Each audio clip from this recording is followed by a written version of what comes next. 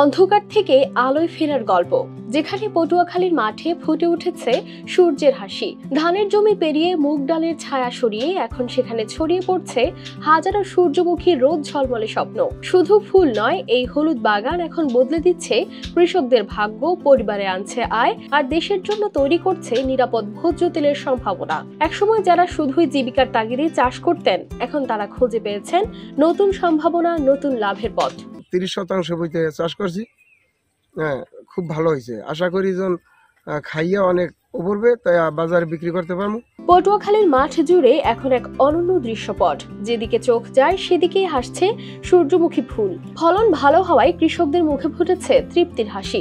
অনেকেই নিজের ঘরের ভাঙা চাকায় তৈরি করছেন তেল, যা পরিবারে ব্যবহার করছেন ভোজ্য তেল হিসেবে। আর বাড়তি তেল বিক্রি হচ্ছে বাজারে খুচরা ও পাইকারি দুইভাবেই। না, তেলটা তো অরিজিনাল ভালো তেল এইটা, আর বাজারে তো ভালো তেল পাওয়া যায় না। বাজারে তো ভালো তেল পাইনি, বিদেই দেখেই তো এই তেলটা আমরা এই চাষটা করছি, নাহলে তো এই চাষটা করতাম না। আমরা এই চাষ করছি, চাষ করার পর দেখি যে আমার চাষ আলহামদুলিল্লাহ ফলন ভালো হয়েছে। একনল হ্যান্ড ওয়াশ 100% প্যারাবেন ফ্রি, তাই নিরাপদ হাতের জন্য আস্থা রাখুন একনলে। কৃষকরা জানান, সয়াবিন তেলে নানা স্বাস্থ্য ঝুঁকি থাকায় তারা এখন সূর্যমুখী চাষে ঝুঁকছেন।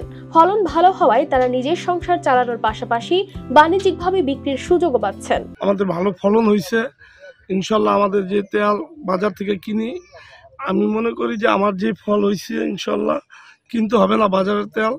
আমার যে তেল হবে, হওয়ার পর আরো আশা করি কিছু তেল আমি বাইরে বিক্রিও করতে পারবো, এবং কি আমরা যেটা ভাবছি এর থেকে খুব ভালো ফলন হয়েছে ইনশাল্লাহ। এই পথ চলায় কৃষকদের পাশে দাঁড়িয়েছে কৃষি সম্প্রসারণ অধিদপ্তর ও পল্লী প্রগতি সমিতির মতো উন্নয়ন সংস্থাগুলো। কৃষকদের দেওয়া হয়েছে প্রশিক্ষণ, বীজ ও প্রয়োজনীয় পরামর্শ।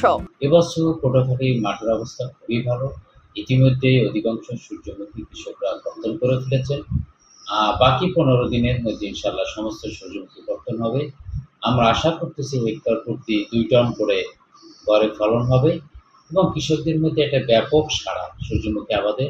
অনেক কৃষক এটি নিজেরা স্থানীয় মিলে ভাঙিয়ে ভোজ্য তেল হিসেবে ব্যবহার করতেছে।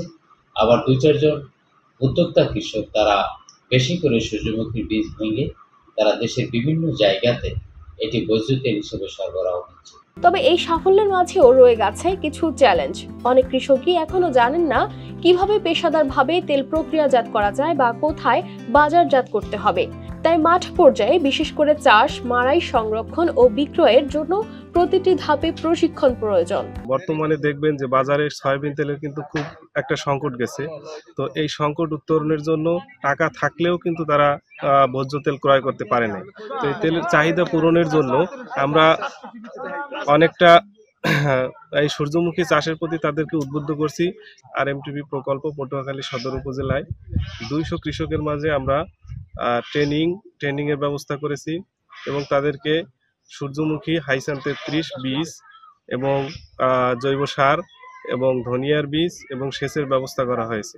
এই সূর্যমুখী যেন শুধু মাঠের শোভা না হয়ে কৃষকের আয়ের, দেশের ভোজ্য তেলের বিকল্প ও একটি টেকসই কৃষি বিপ্লবের পথ প্রদর্শক হয়, এমনটাই প্রত্যাশা সংশ্লিষ্টদের। News desk, RTV।